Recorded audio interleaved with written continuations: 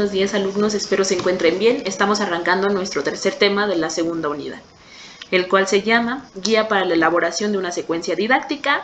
En el autor que nos estamos basando es Díaz Barriga.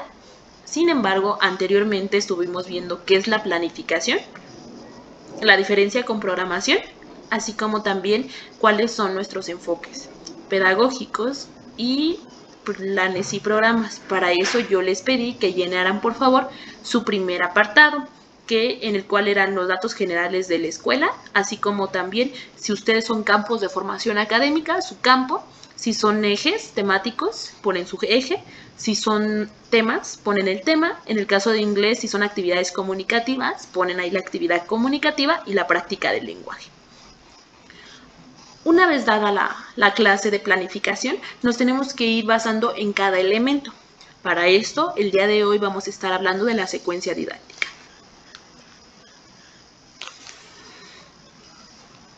En la lectura de Díaz Barriga nos decía que existe una responsabilidad por parte del docente para poner a sus alumnos actividades que permitan establecer un clima de aprendizaje. Un clima de aprendizaje es que el alumno se siente identificado y a gusto dentro del espacio determinado en el que estamos trabajando.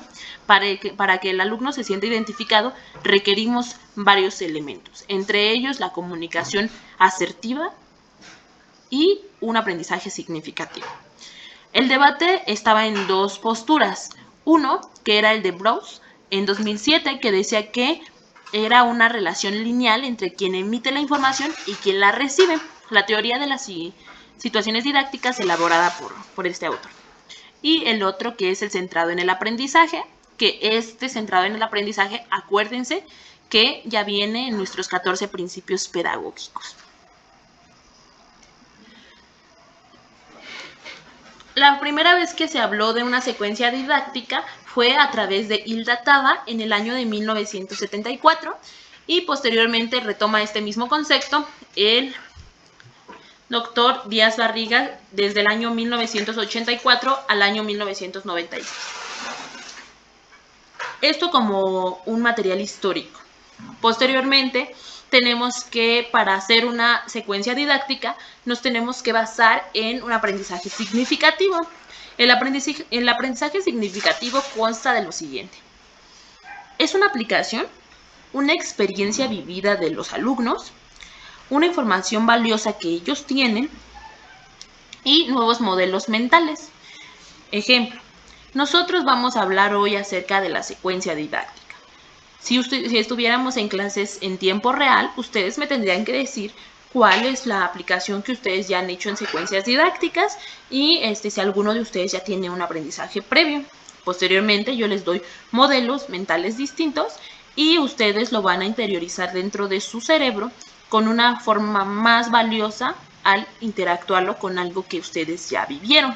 Eso se llama aprendizaje significativo y el autor que nos habla de este aprendizaje se llama Ausubel.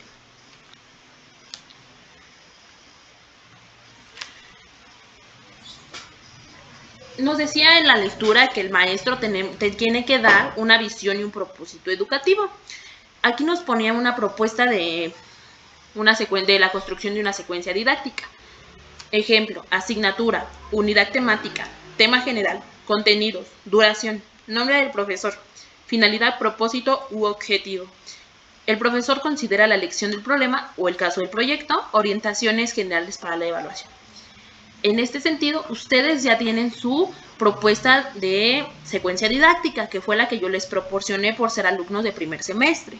Sin embargo, véanla bien, conózcanla, trátenla, familiarícense con esos contenidos para que ustedes más adelante se les va a pedir que ustedes hagan su propia secuencia didáctica. Y no se vale que vuelvan a dar el mismo formato que hizo la maestra Mari Carmen. Tienen que hacer su propio formato, sus propias características, siempre cuidando que tenga estos elementos.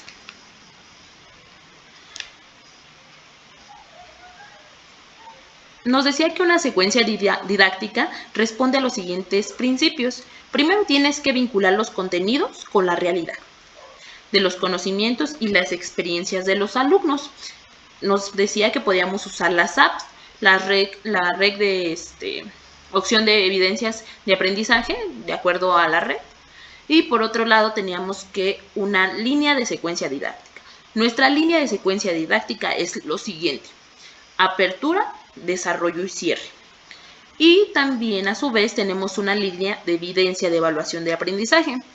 La evaluación tiene que tener como un sentido, en este caso un proyecto, una evidencia integral de todo lo que hemos visto a lo largo del semestre.